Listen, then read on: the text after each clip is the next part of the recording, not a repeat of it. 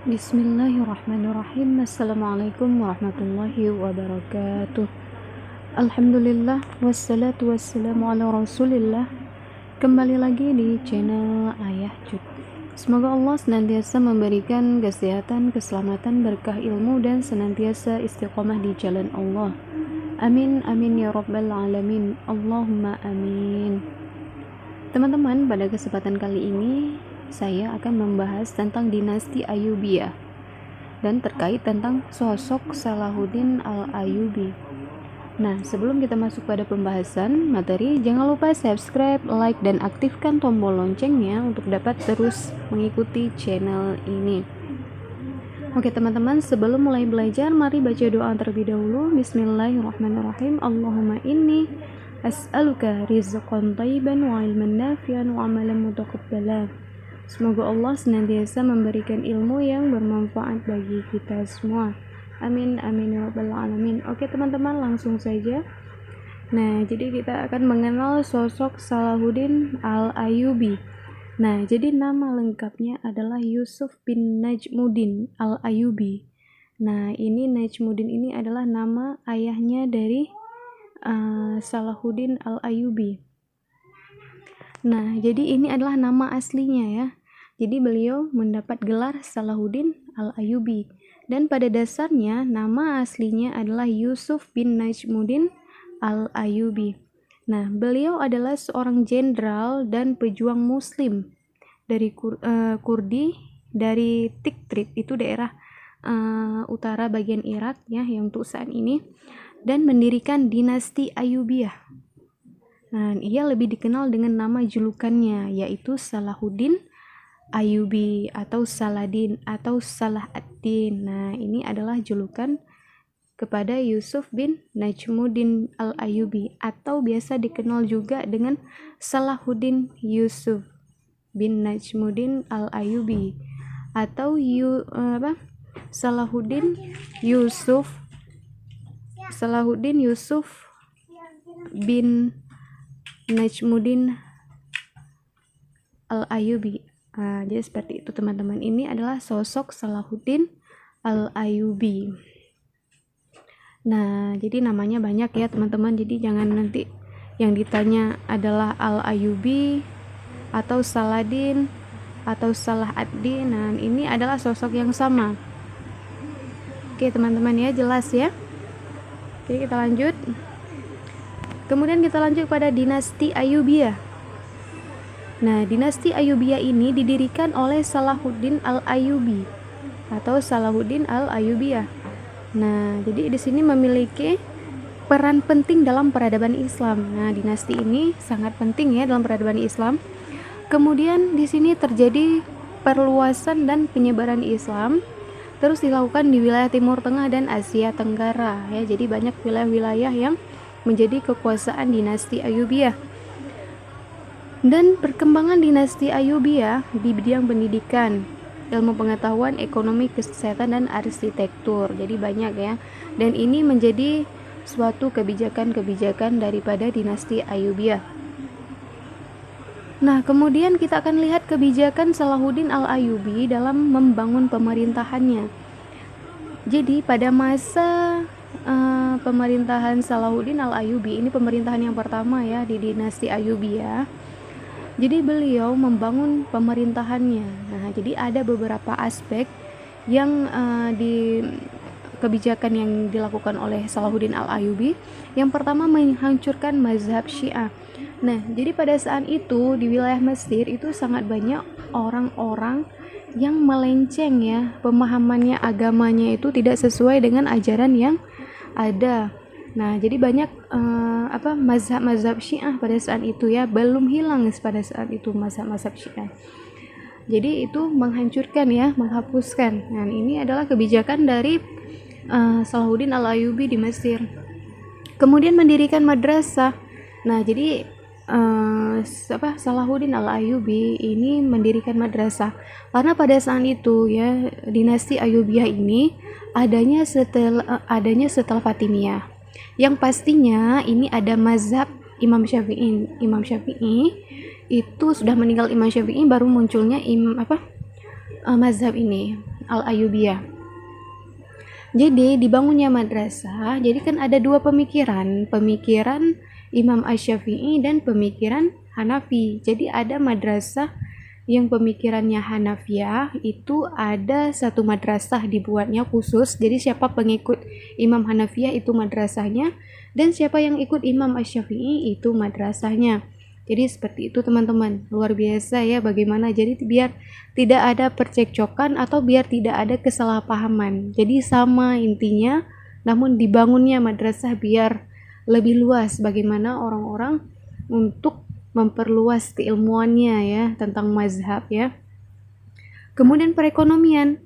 Nah, pada masa Salahuddin Al-Ayyubi ini dinasti Ayyubi ya, perekonomian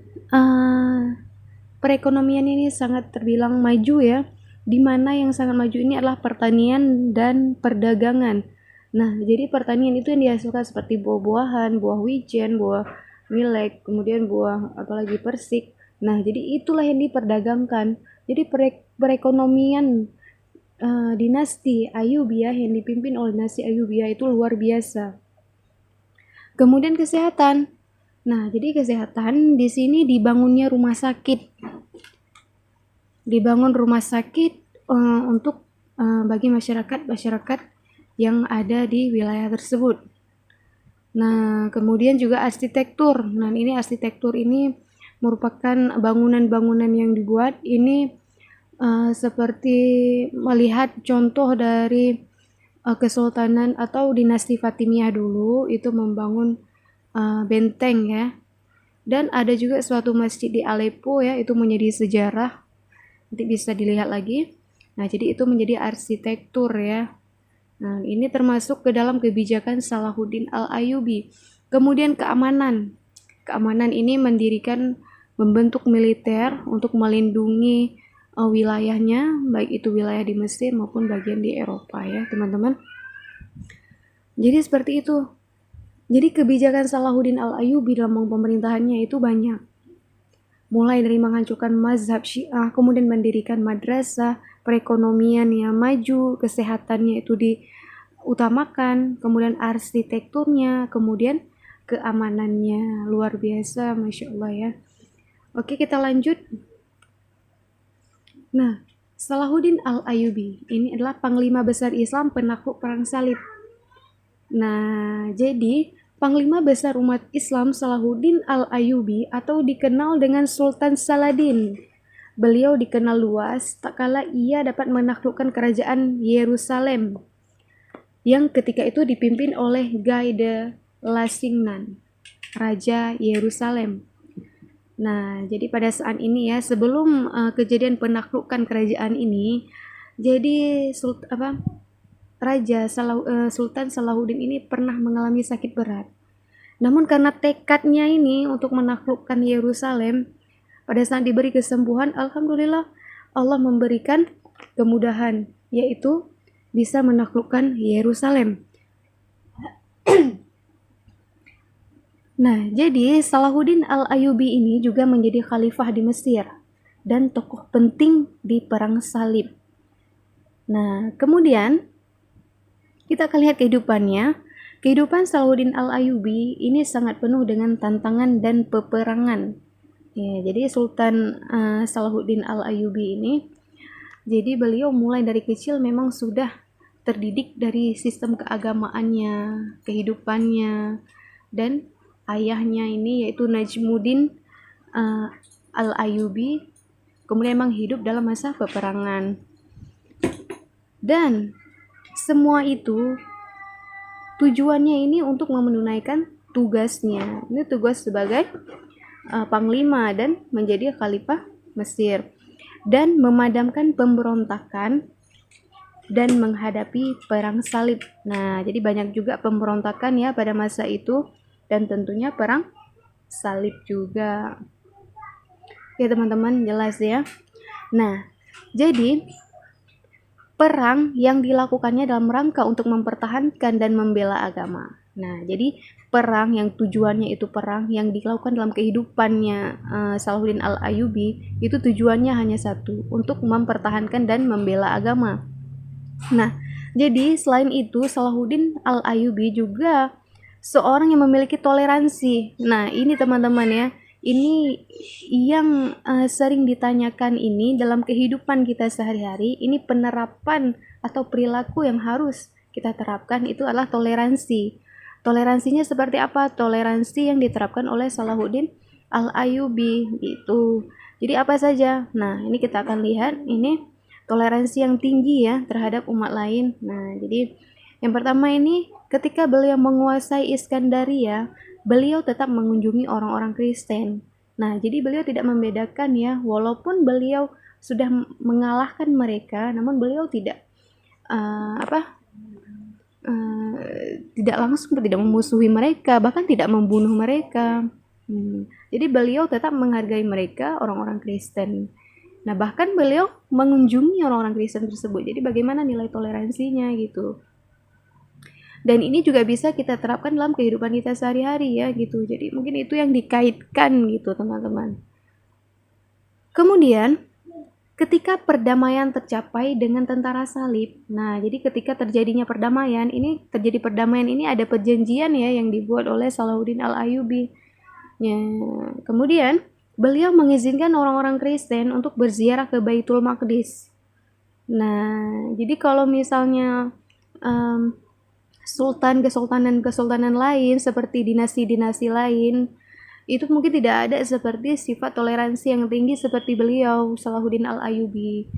Jadi walaupun beliau telah menguasai wilayah Yerusalem dan menaklukkan tentara salib dan mencapai perdamaiannya, tapi beliau tetap mengizinkan orang Kristen itu untuk berziarah ke Baitul Maqdis, mengizinkan boleh masuk.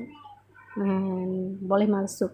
Jadi tidak dibunuh dan tidak disiksa, tidak ditawan gitu. Luar biasa ya teman-teman bagaimana sifat toleransinya Salahuddin Al-Ayyubi. Ya.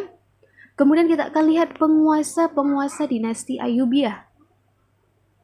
Nah, ini yang pertama ini yang mendirikannya itu adalah Salahuddin Yusuf Al-Ayyubi.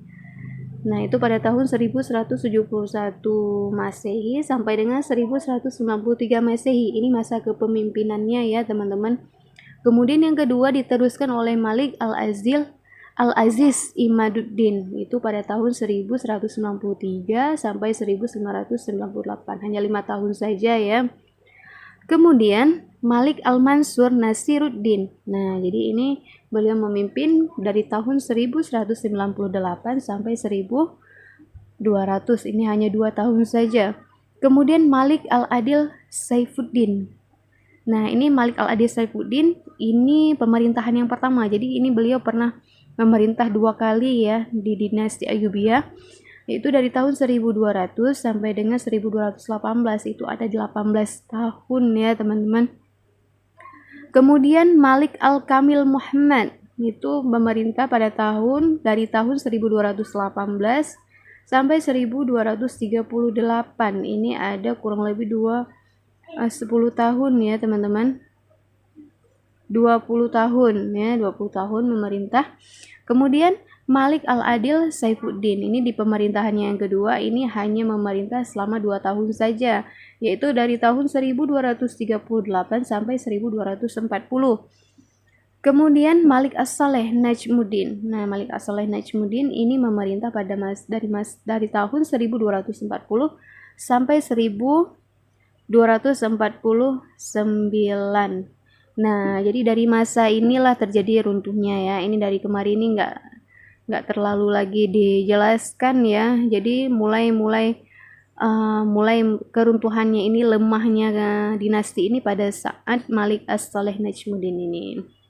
Sepeninggal Malik As-Saleh ini ya.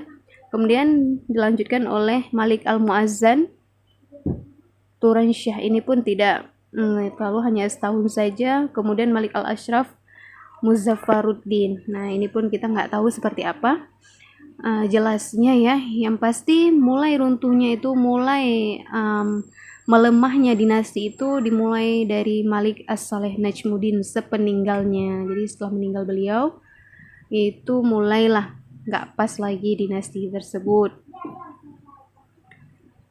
Oke, kemudian kita akan lihat runtuhnya dinasti Ayyubiyah. Nah, jadi runtuhnya dinasti Ayyubiyah ini dimulai pada masa Kesultanan As-Saleh. Nah, jadi seperti saya katakan tadi, jadi Sultan As-Saleh meninggal pada tahun 1249. Nah, jadi pada saat itu kaum Mamluk mengangkat Estri As-Saleh sebagai sultanah. Nah, jadi setelah mengangkat ini menjadi sultanah, berarti kan ini sudah menjadi kaum Mamluk ya yang memimpinnya gitu kan. Jadi di sini aja udah mulai tampak ya. Jadi dengan demikian ini berakhirlah dinasti Ayyubiyah di Mesir. Nah, meskipun demikian dinasti Ayyubiyah masih berkuasa di Suriah. Nah, jadi dinasti Ayyubiyah ini mempunyai wilayah-wilayah tersendiri ya. Banyak wilayah yang dikuasai oleh dinasti Ayyubiyah. Nah, pada saat itu komando tentara Islam dipegang oleh Qutus, panglima dari Mamluk. Nah, jadi ini kesempatan dari kaum Mamluk ya, teman-teman. Jadi untuk bisa merebut dinasti Ayyubiyah. Nah, jadi pada saat itu terjadi orang-orang Mongol ya, tentara Mongol itu ingin berperang ya, memeranginya. Jadi pertempuran terjadi di Ain Jalut. Nah, jadi pertempurannya ini pertempuran yang terjadi antara kaum Mamluk dan tentara Mongol. Nah, jadi pada saat itu Kutus berhasil mengalahkan tentara Mongol dengan gemilang. Jadi berhasil dia mengalahkan tentara Mongol pada saat itu. Dan sejak saat itu Kutus mengambil alih dinasti Ayyubiyah. Nah, jadi seperti itu. Emang ada taktiknya ya untuk bisa mengambil kekuasaan. Pelan-pelan akhirnya meruntuhkan dinasti Ayyubiyah. Dan pada saat itulah berakhirlah dinasti Ayyubiyah. Jadi seperti itu teman-teman. Jadi bagaimana perjuangannya Salahuddin Al-Ayyubi itu luar biasa. Mulai dari mendirikan dinasti Ayyubiyah, kemudian pemerintahannya, kemudian sikap toleransinya terhadap umat yang berbeda agama. Jadi seperti itu teman-teman. Jadi mungkin karena sosok Salahuddin Al-Ayyubi ini adalah jenderal yang sangat luar biasa. Perjuangannya itu luar biasa dan sangat dikenal di seluruh penjuru dunia. Oke teman-teman, syukran jazakumullahu khairan katsir. Semoga ilmunya bermanfaat bagi kita semua. Apabila ada salah dalam penyampaian materi, itu semata-mata datangnya dari kebodohan saya. Dan apabila ada kebenaran, itu semata-mata datangnya dari Allah dan silakan diambil ibrohnya. Oke teman-teman, apabila ada saran kritikan silakan masukkan di bawah kolom komentar, insya Allah akan ditanggapi. Nah teman-teman, untuk bisa mendapatkan notifikasi dari channel ini, jangan lupa subscribe, like, dan aktifkan tombol loncengnya untuk dapat terus mengikuti channel ini.